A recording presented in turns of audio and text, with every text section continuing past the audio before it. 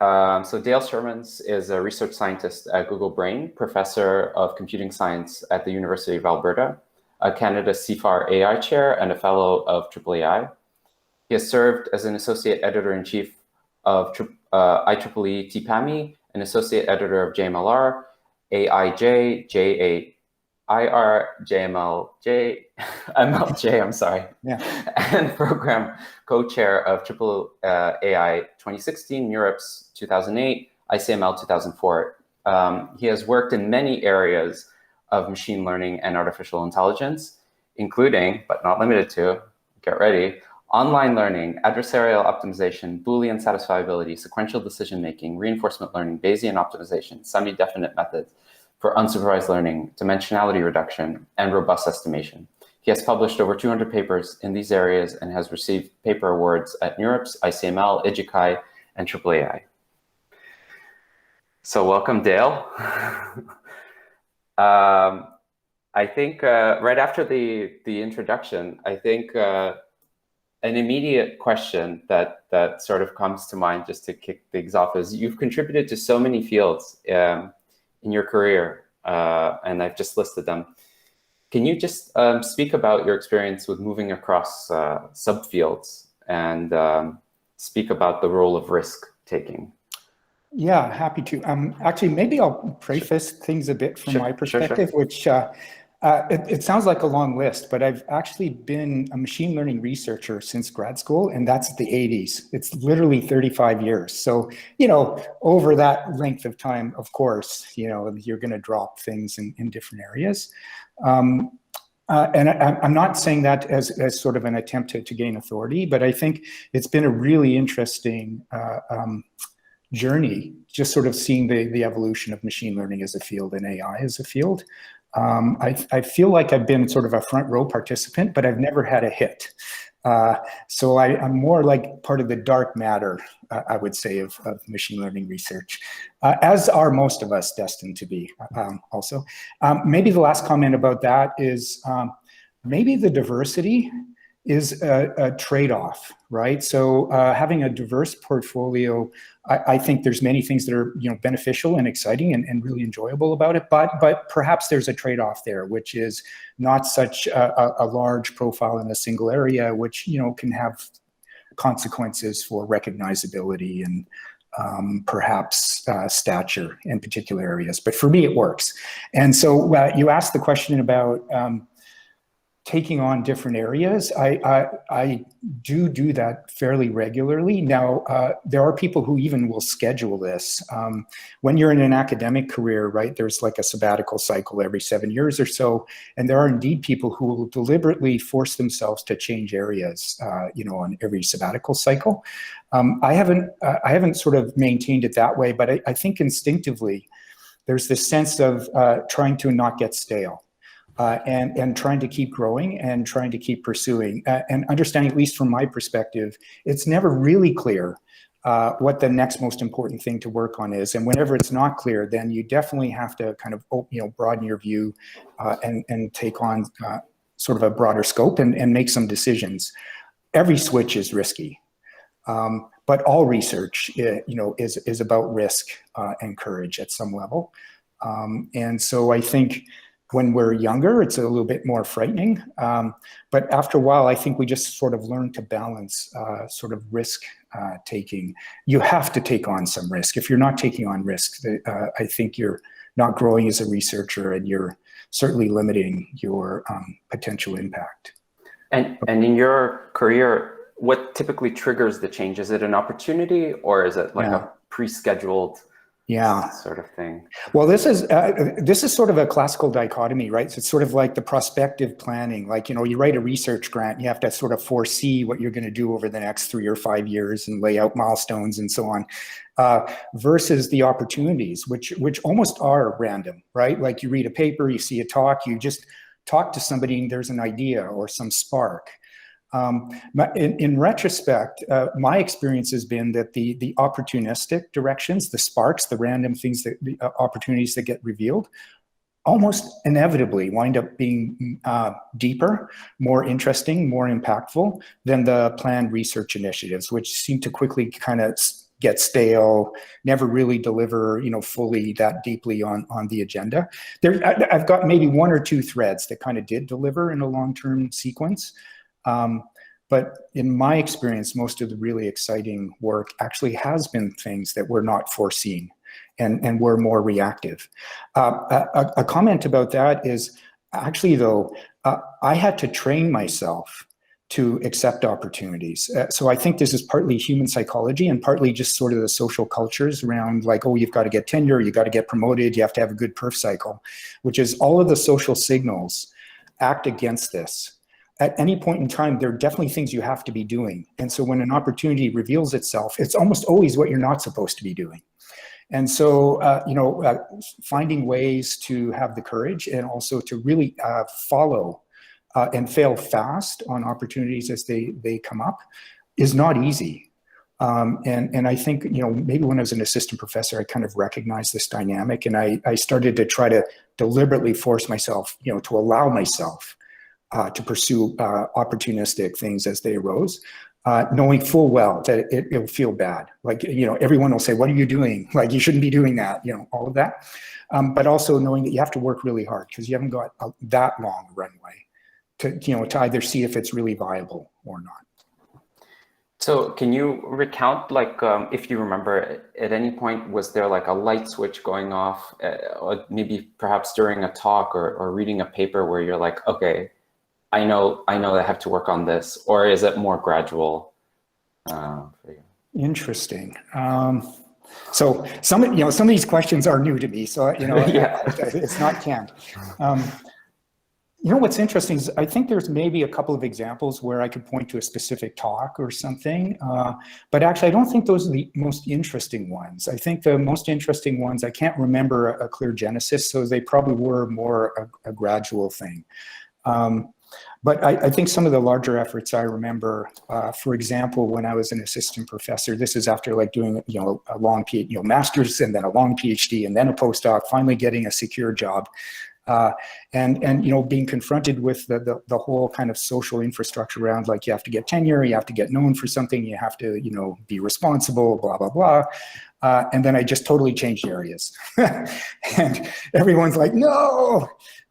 Just which area, just for the so that was at that point in time, I'd been focused on machine learning for probably about 10 years, and I just saw some really interesting work on local search algorithms for satisfiability. And what was interesting is that the algorithms were remarkably effective, but unreasonably effective. It's kind of like, SGD for deep training. Like, there was just something weird going on, and the algorithms didn't make sense. But any perturbation of the algorithms made them worse. And so there's something really profound going on there, but no real understanding or recognition of what it was. And I just got excited by this. I don't know. I just decided, like, I'm going to do this. So I'm building SAT solvers and trying things. And I forget the real genesis. It was probably a paper or two that I read. I think one of Bart Selman's papers at that time. And I was just motivated, so I went for it, and actually it worked out really well. But not everything works out well. So I think that was just a positive, survivor bias. It was just a positive example, but there was tremendous pressure not to do it. Anyway, as a research agenda, I enjoyed it because it was challenging. It was a new area, so I'm reading a completely different literature. It felt more like about the foundations of computing science and hardness and complexity, but also very algorithmic. And we were seeking understanding. So at the end of it, actually, we did develop a coherent algorithmic framework just based on constrained optimization, like augmented Lagrangian methods with really interesting tricks around the dual variable. Instead of like linear dual updates, we had like kind of clipped and exponential updates, and but with some sound principles and provable properties that actually really work. So we were able to kind of push past the state of the art at the time. And it worked. We had some nice papers. We got some nice recognition out of it. It felt really good. And then I pivoted back to machine learning. I think from there I went to reinforcement learning or something. Awesome. Speaking of your career, you've always maintained an academic affiliation. You still do. Yeah. What do you find useful? What do you get out of academia that you won't typically find in industry? Well, mentorship.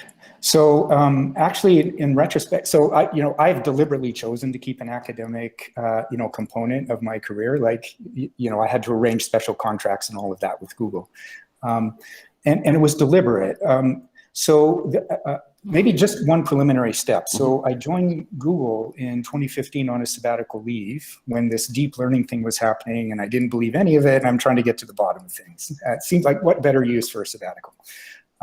And then I discovered that I really loved working at Google, like at Brain, like just, not just the resources, but primarily the people and the talent and just the drive and the excitement around, this emerging area and all the emerging opportunities. So it was very compelling.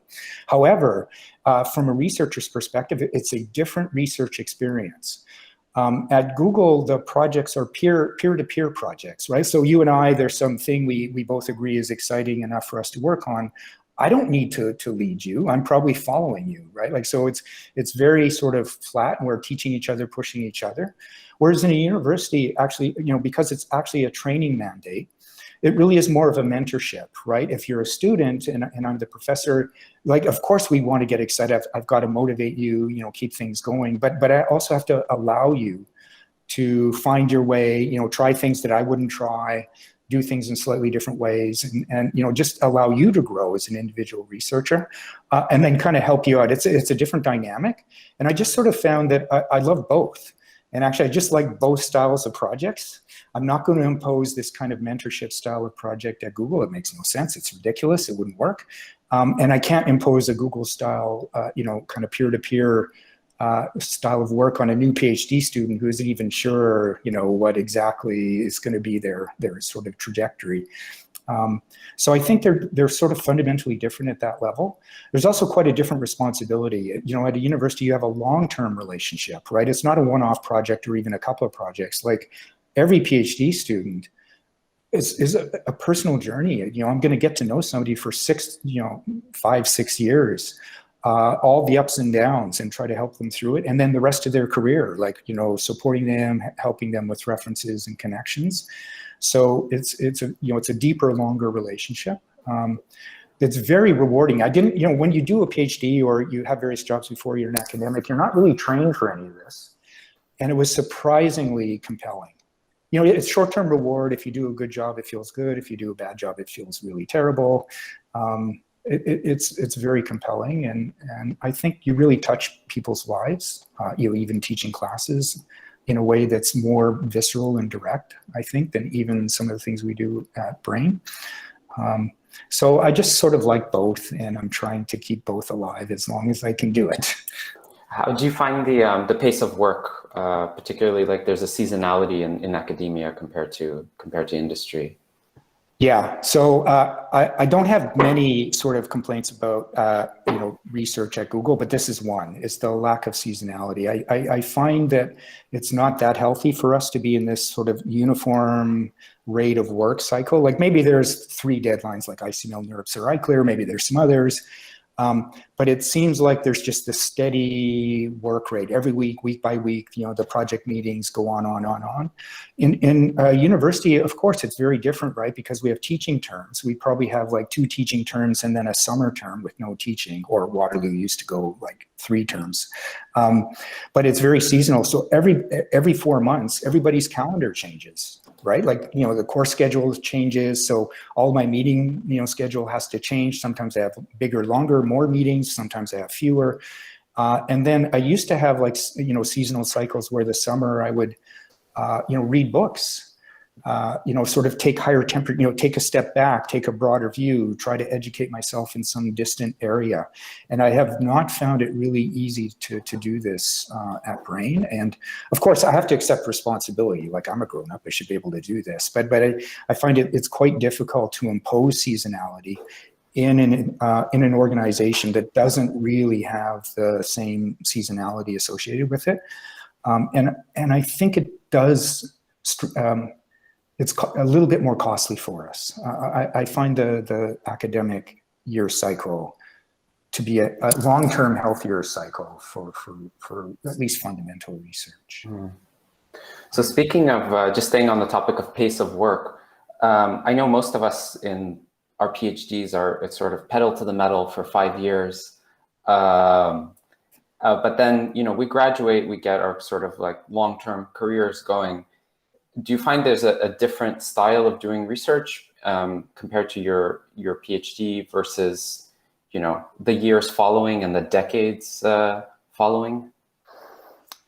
Yeah, it sort of feel like I see the answer I think you're fishing for, but I feel like I have bad news. So I'm trying to think about how to articulate this. There have been a few periods, or maybe first just personal anecdotes. There's been a few times where I say like, "Ooh, I feel like I'm much better at this now," and then I make the mistake of going back and looking at an old paper or even an old thesis and try to see how terribly naive it was, and I picked them up and I realized like, wow, actually, that was better written than I remember, and it seemed actually, that wasn't bad, and so it was kind of depressing. So I stopped doing that.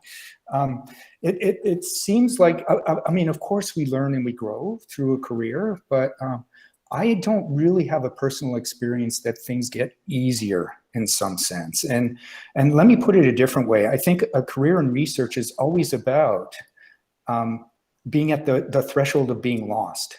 And if you're not at this threshold of being lost, like not sure, and then you're grabbing onto opportunities or pursuing some agenda, I mean, if you're not at that kind of critical threshold, then it's not really, very compelling research. So we're always, driving ourselves back to that state. Maybe there's a period a year where something, we have a plan, it works out, and we're just executing. But I'm not sure that you can anticipate like lengthy trajectories where it's kind of planned and you can back off and be more 9 to 5 and I'm not sure, and I suspect that that's an off-ramp for research if it really starts to look like that.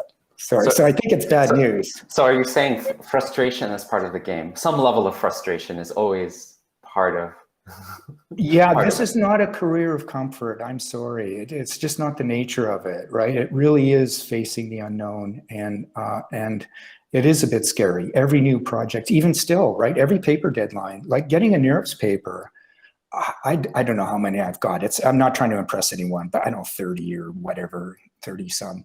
It's not easier. It was hard in the 90s, like, embarrassed to say, like, sometime in the 90s, and it's hard now. And it will always be hard by its very nature. Do you think as the community has grown, like NeurIPS has ballooned, and like the attendance has grown exponentially, has it gotten in some sense harder to get papers accepted, or it's about the same? Yeah. This is not meant to be glib. My subjective experience is it's about the same. Of course, it's vastly bigger, but the experience, the reviewers, sometimes you get good reviews. It's amazing. Often you get like ridiculous reviews. It's very frustrating. That's kind of always been there. It's probably always going to be there. And by the way, on the reviewing quality thing, it is us. We have to remember, right? Every reviewer is one of us.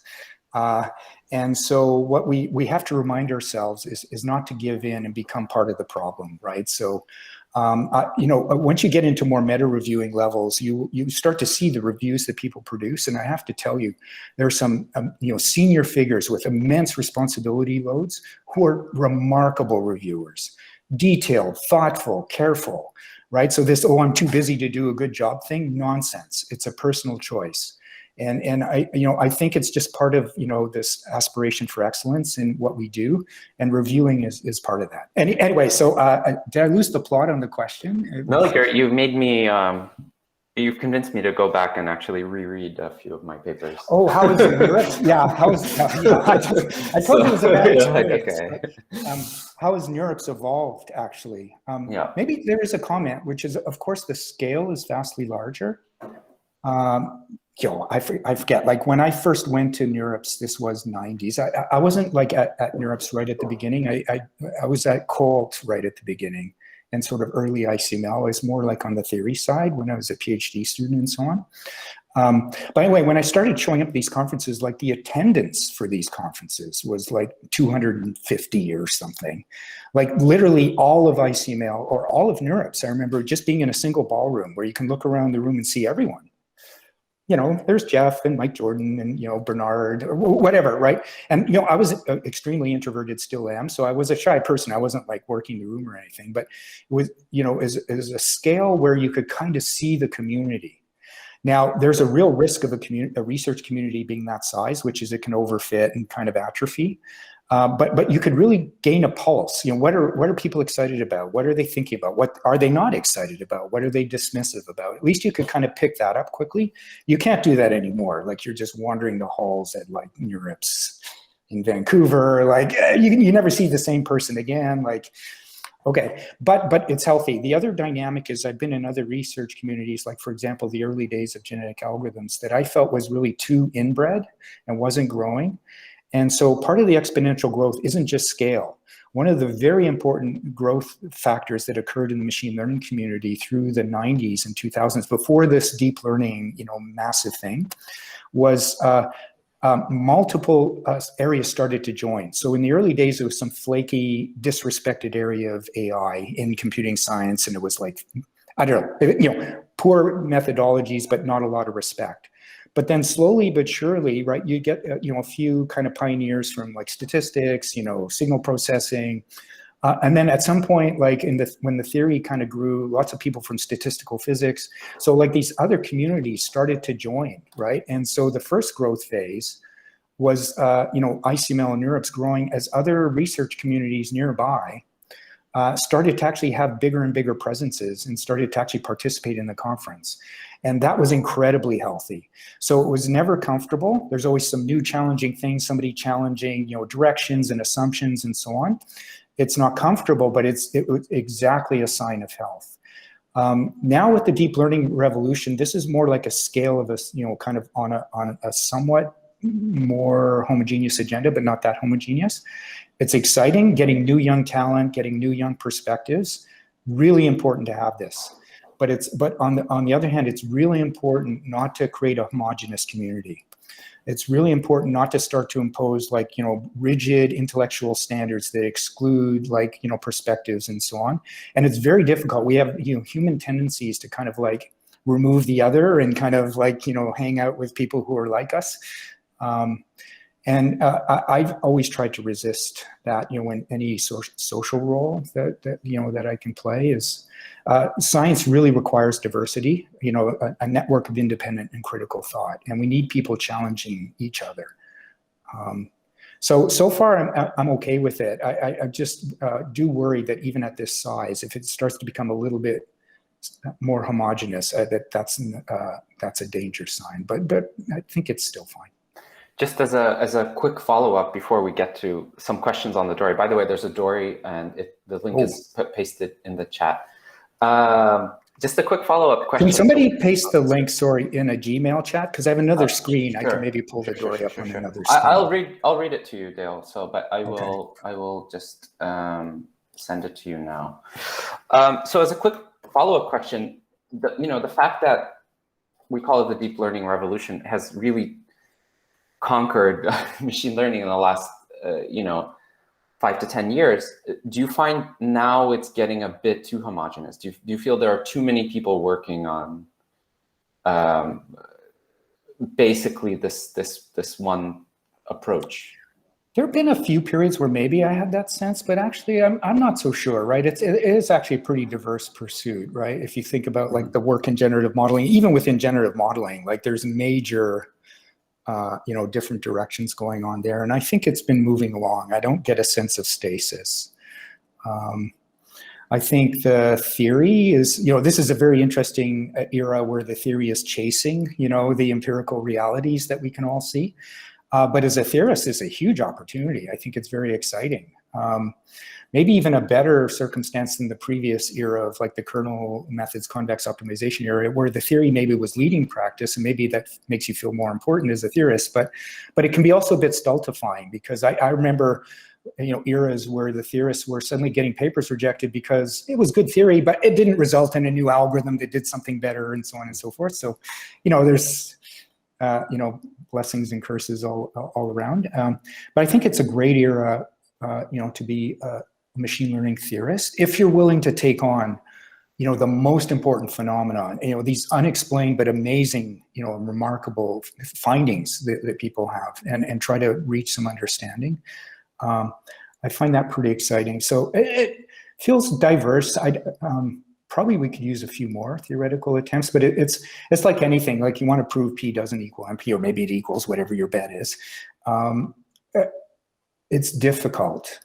So it feels like there's not a lot of high-profile efforts going. There's some high-profile efforts, but maybe not proportionate to the real nature of the challenge and significance of the question. So probably it'd be nice to see more.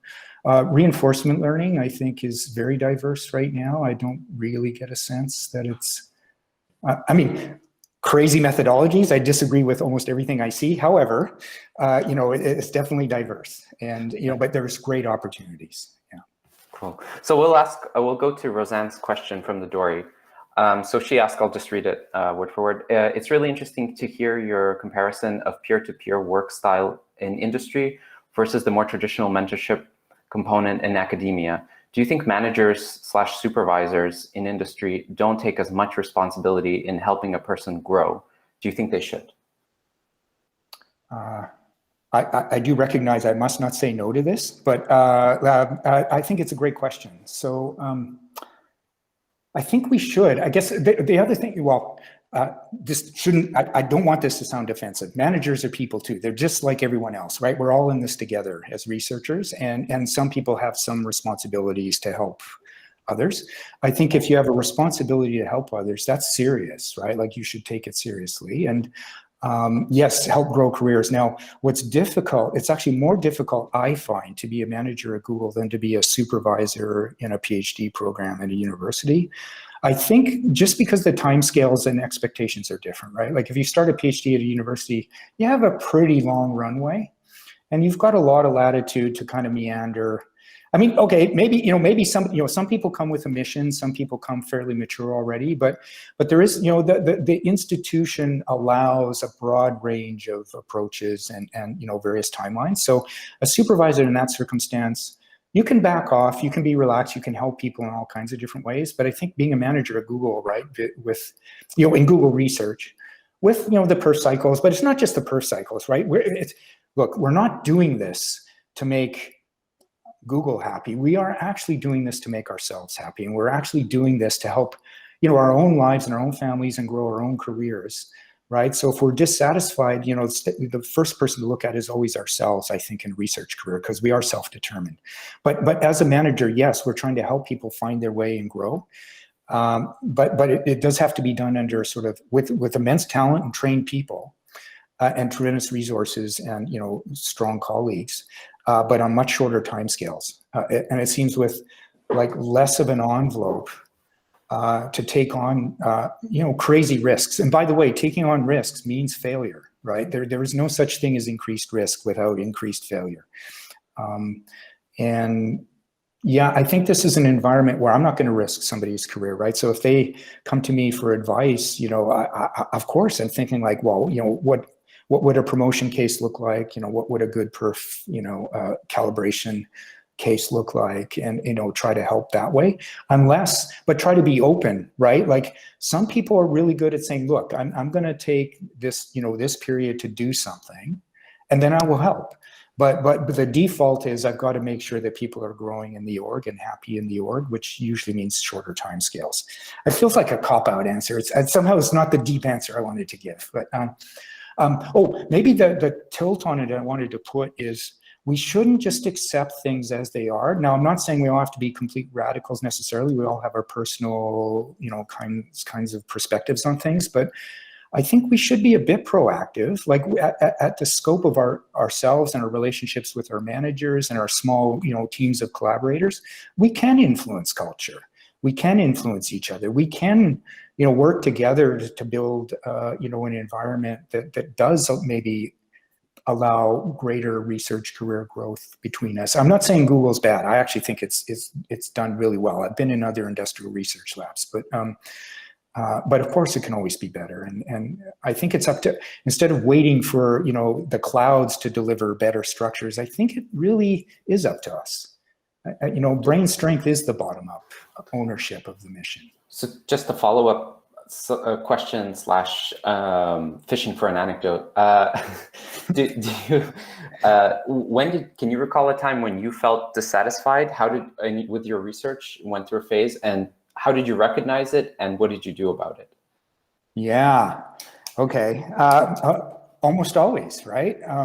By the way, I'm at Google right now because of, well, maybe it wasn't dissatisfaction, but it was a recognition of reality, right? So I'd spent a decade before joining Google betting against neural networks and deep learning, like, absolutely directly betting against it. And at some point, if you can't beat them, or keep your friends close. I don't know which cliche to use, but it just, I had to, when joining, or just when I was sort of starting to have the discussions to join, I remember deliberately thinking, like, what is the most important thing going on right now, right, in all of computing science, and, from my perspective, science. And it is this remarkable phenomenon, right? The success of, deep models, these non-convex optimization landscapes, this remarkable implicit generalization in these over-parameterized, presumably overfit architectures. Like, how is this possible? And so it seemed like the single most important phenomenon in all of machine learning. And it's a decision. I was already at a stage of career where I could just take a comfortable road and, just, I don't know, drift into comfort. And I just decided no, right? Like, comfort is not the path, that we've chosen.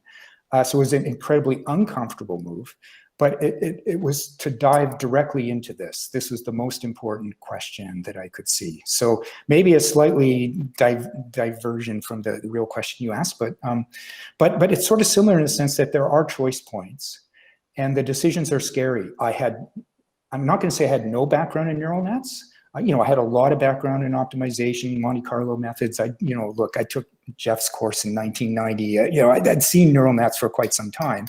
I had just finished betting against it for a decade. And I actually had to acknowledge that, I can't stick with that. I had to switch. And so now I'm moving to a new area. I'm moving to a new site. Nobody knows me. I have no credibility in the area. I have no background in the area. I'm just learning, like, really fixed step size SGD? That sounds like madness, and just, diving in and going for it and not expecting recognition, just actually taking on the pursuit. So there is a bit of risk taking involved, like, it required a bit of courage and not seeking comfort. And it always kind of feels like that at different scales. Like, so that was maybe a career change scale. I've had a few others. I did have, a couple of periods where it was just stale, right? Like, I'm kind of, out of things, there's not really an exciting direction right now. We can't be always maximally excited all the time. I mean, it's just, you'll burn out. But yeah, there are kind of down periods, like ebbs and flows. I don't know if I had advice as much as I would say it's going to happen.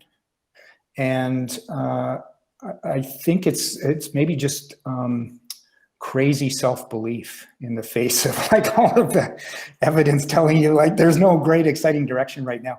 Oh, but maybe the riff I would follow on that is that this is kind of what I use the community for. So I think my own personal research style, and a lot of this is personalized. So, like, this is not advice, right? We're all different.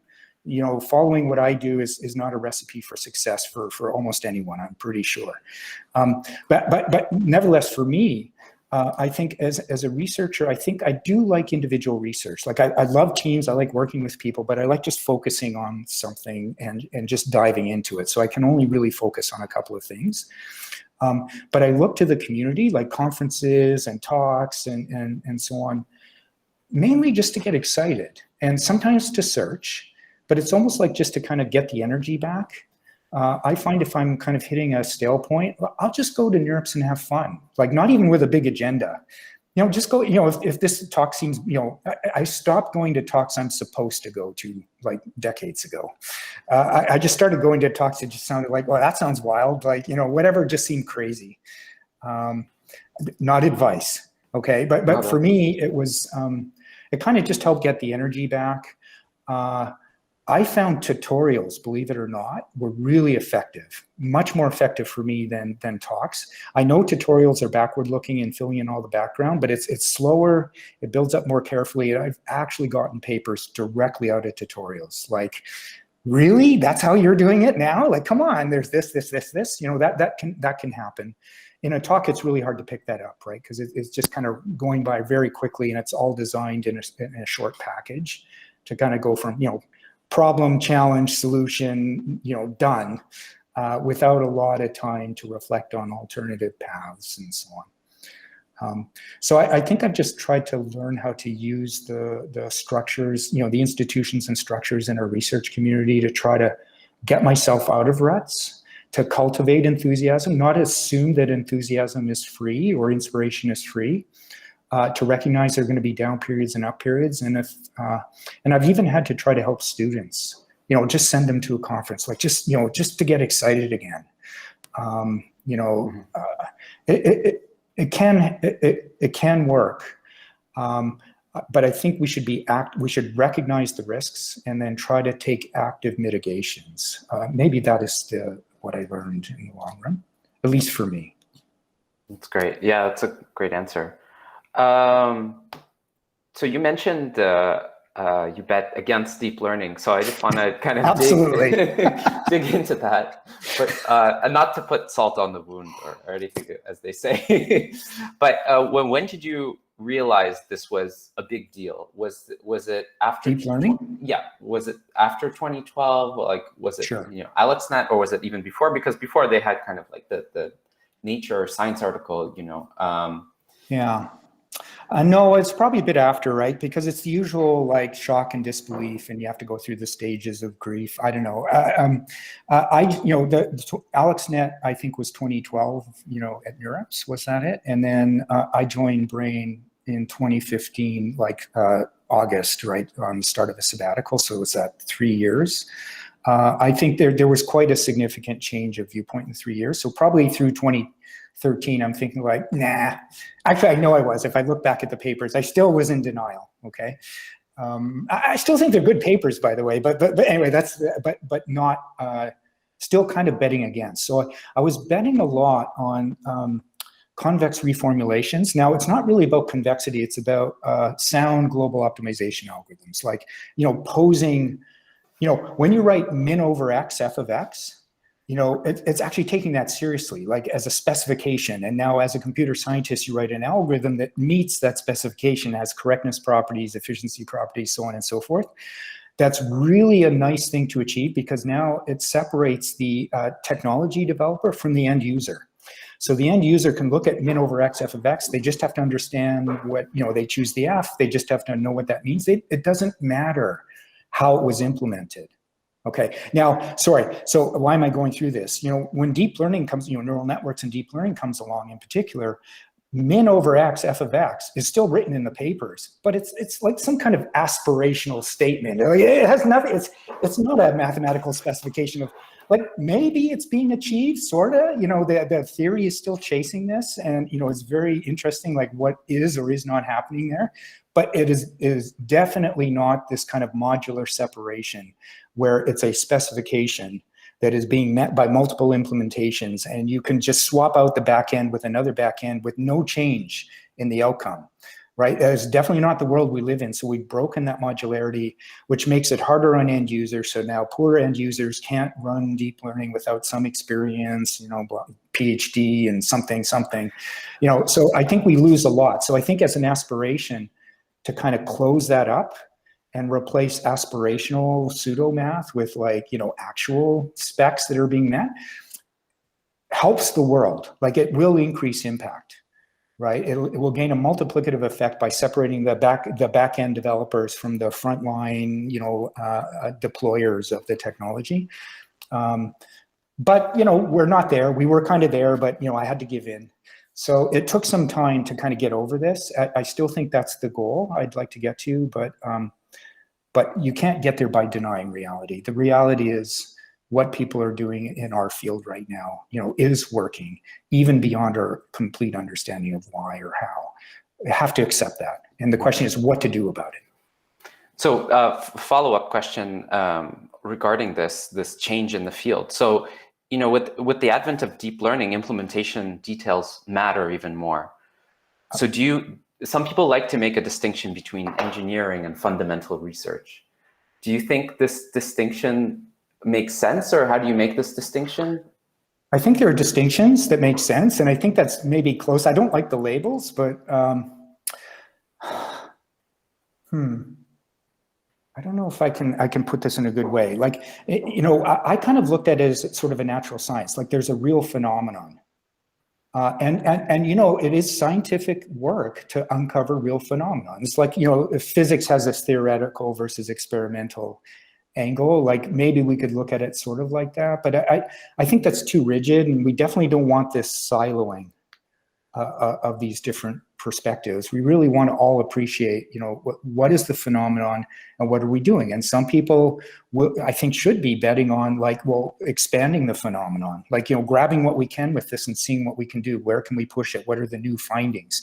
Of course that has to happen. And right now, maybe that's dominant, and it probably should be.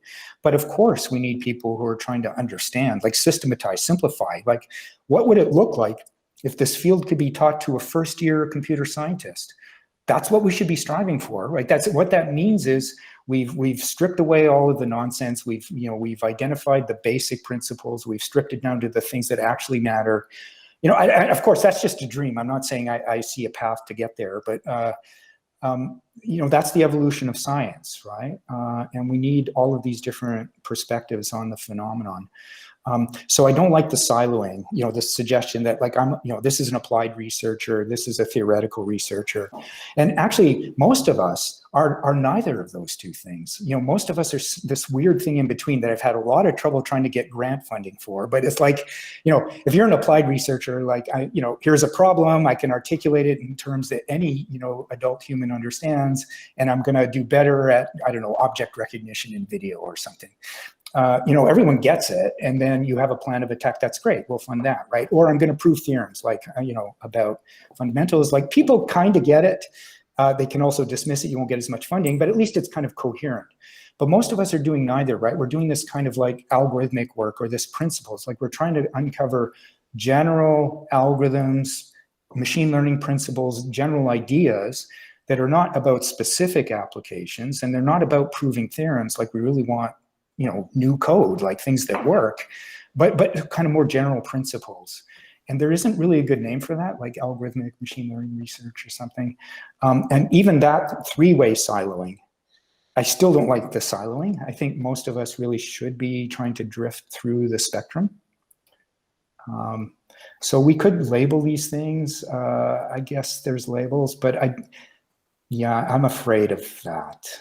So just to get some more perspective, Sure. your opinion, if you had to come up with like sort of a wish list of the things that the theory of deep learning would predict, what kind of predictions, like you hope that it would make, like something that could be developed in the next 10, 20 years, what type of predictions do you hope this theory would? Yeah. Now, this is a bit risky because, like, I'm aware of serious efforts, like, the work on Josh's team, and, there's some external efforts. So, and I'm by no means up to date on everything that's going on there. So they I could say wish list things that they've already done for, Okay. They've done some pretty impressive things. But I think I'll just step back to machine learning in general. Like, I think we really do want this modularity where there is a specification. Let me take you back. I'm going to answer this indirectly. Most of you are too young to remember that there was an era before kernel methods, before support vector machines. Actually, many of you probably aren't even really trained in support vector machines or kernel methods. Anyway, there was an era before, which was decision trees, neural networks, rule-based methods. There was an ecosystem of machine learning techniques. And then this kind of support vector machine thing emerged, but it had two really strong features. One strong feature is that it was based on a coherent mathematical, like, quadratic program. Like, so the training problem was a convex optimization problem that matched into well-developed existing infrastructure developed in numerical methods communities, right, to solve these problems reliably, efficiently. And now it did have to be scaled, but it was a good problem the computational problem was coherent, and it had generalization theory, right? So there's this kind of margin-based generalization theory. It was new, like VC dimension and all this stuff kind of came along with it. And these things seem to work together. Like there was sort of a sense in which, if there was a theoretical prediction that something would be better, then you would actually kind of see some empirical. Now, it wasn't tight, because the generalization theory is a bit loose in many senses, worst case, assumptions and so on, but you could kind of get some predictive aspect of it.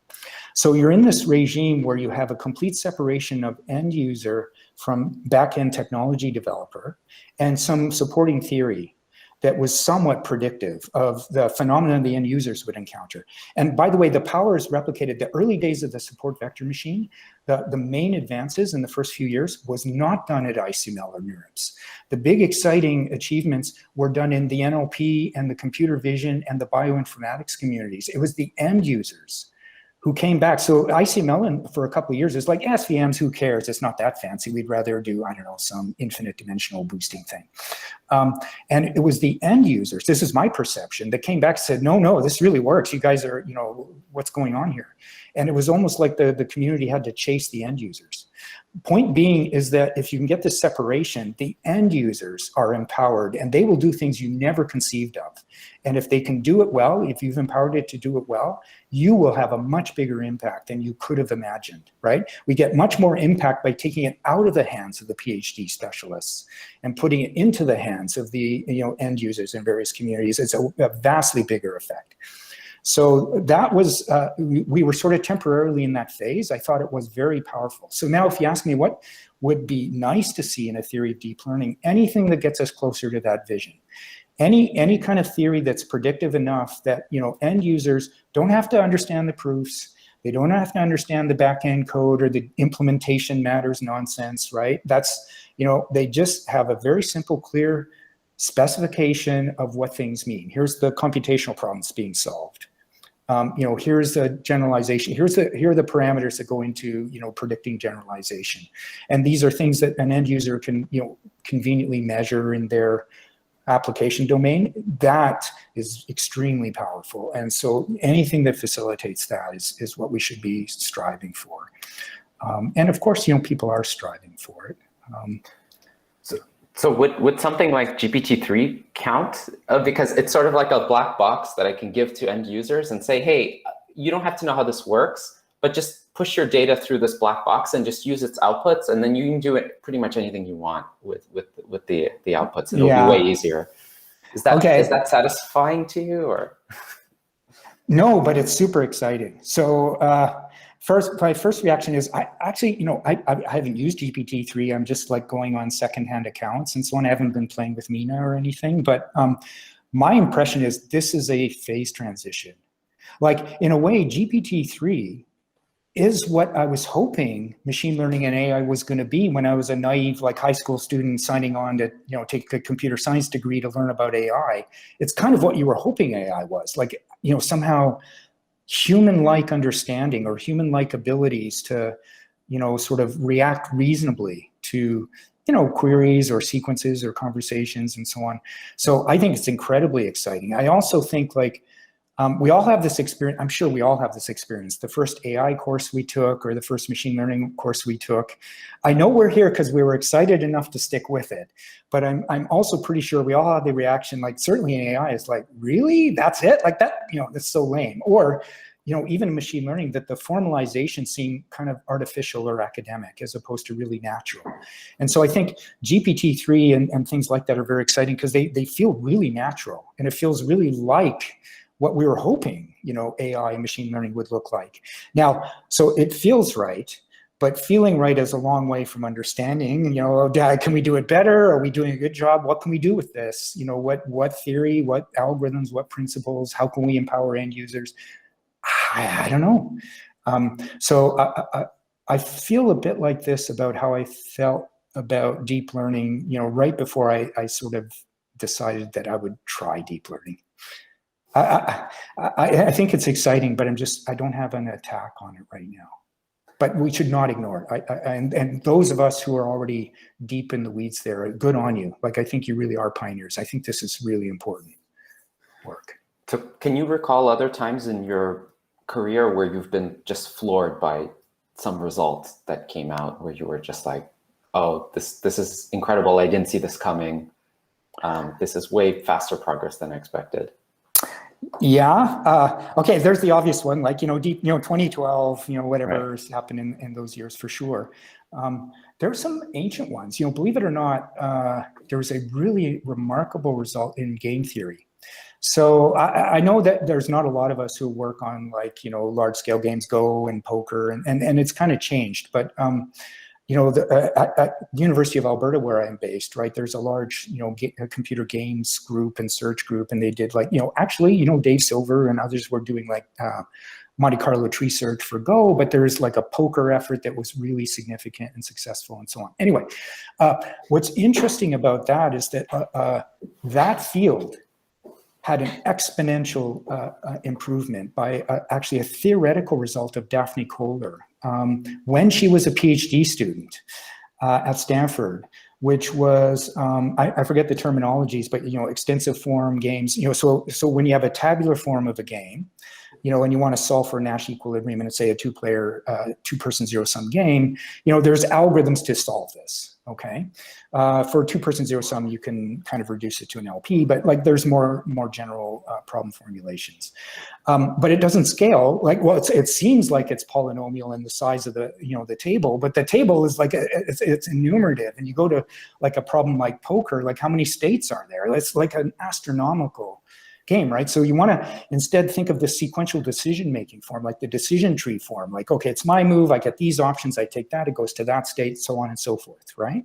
And then you want to have the implicit representation of a game, which is exponentially more compact. And it was an open question about whether you could solve for Nash equilibrium in an implicit representation of a game. It was open for decades. This is an important computational problem.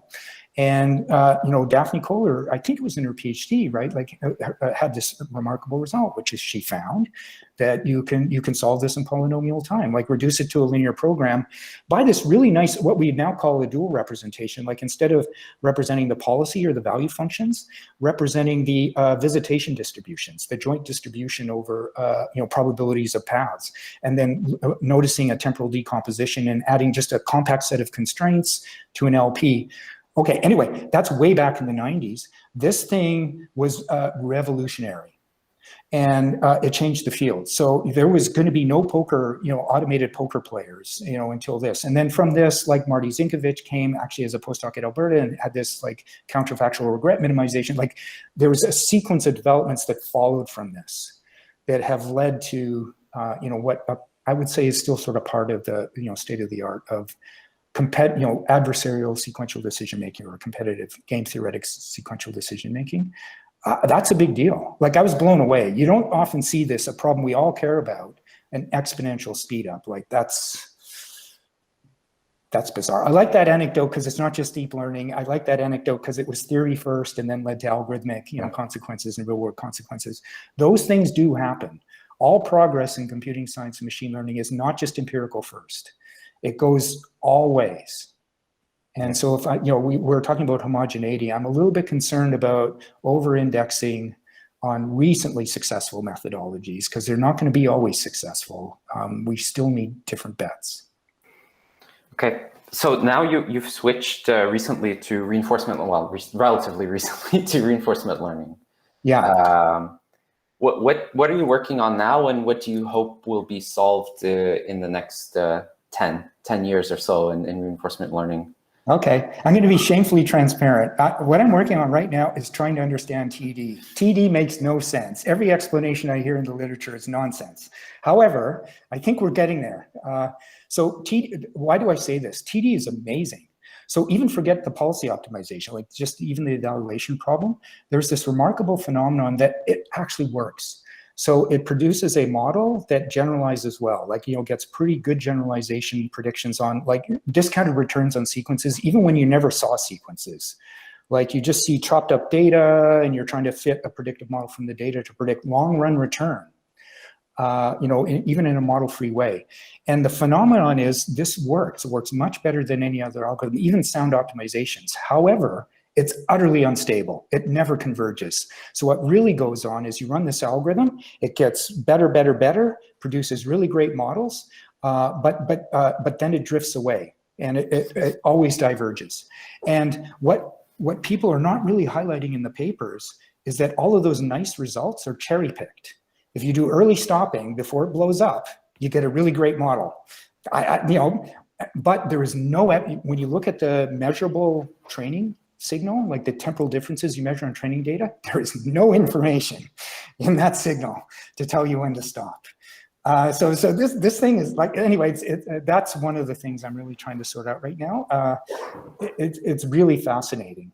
We're hoping, of course, that we kind of ground this out and we can get stable, like sound, like, anyway, we're hoping we can help everyone.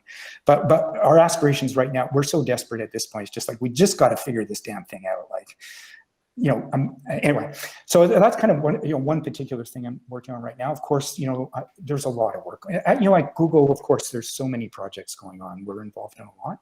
Maybe I would say just a bit about reinforcement learning, which is, it's always there, right? It's always been there. Like, I've been interested since late 90s, 2000s, but I've like entered and given up on the field multiple times in my career, partly due to when students graduate, partly due to when I realized, like, what are we doing? Like, this linear function approximation thing is a totally NP hard optimization. There's never going to be a good algorithm. Like, we're wasting our time, kind of thing.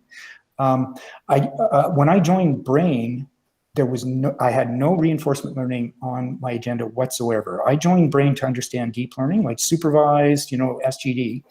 And I came with an agenda to use game theoretic training algorithms. That was my big pitch, the first talk I gave within weeks of joining Brain.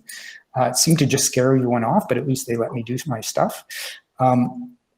Reinforcement learning emerged that year because that was the era, 2015, when the seek-to-seek models were really starting to ascend. And people were starting to look at alternative training regimes, like scheduled sampling, like all these different training regimes. And it looked like, wow, this is sequential decision-making. But I wasn't hearing a lot about like value functions, sort of short-term versus long-term, even though there are clear horizon effects. And so I thought, well, actually, this would be something I could do at Brain, because it was a smaller team. There wasn't a lot of expertise in RL. I thought, like, I have some background, like maybe I can be helpful by picking that up again. And then it was opportunistic. Mohammed Narozi had joined, and we just started, discovering we had common interests. And we just started to hit on some pretty interesting ideas in alternative ways to think about reinforcement learning and, sequential planning. And we just started a project, and, just started projects that started to have some level of success. And so just kind of followed it. It seemed helpful for Brain to kind of build up, more capacity in this area. It seemed like there are real opportunities. We had some early preliminary successes maybe on translation and speech that looked promising, but it looked like this could be a helpful thing for Brain. I think that's still true, although the promise of RL still hasn't really landed. So I think there's still a lot of work to be done to really land, serious impact in dialogue and, sort of user understanding. And we're still quite a ways away, but I think the promise is still huge. Awesome. Well, we're nearly at time, so I think I'll end it. We'll end it there. Thank you, Dale, for great insights and advice and anecdotes, which is what we're hoping for. And yeah, my pleasure. No, thanks, Ross, for inviting me. It's a lot of fun. Again, it's not advice. Okay. It's just a perspective from where I'm standing. Yeah. Okay. We all learn from one another. Research Retrospectives are a series of conversations that dive into a researcher's technical body of work to understand how papers build on top of each other and create a legacy. We learn about paths not taken, serendipitous events, collaborations, and setbacks that shaped their research. Our interviews are informal, friendly, and fun. And welcome to Retrospectives.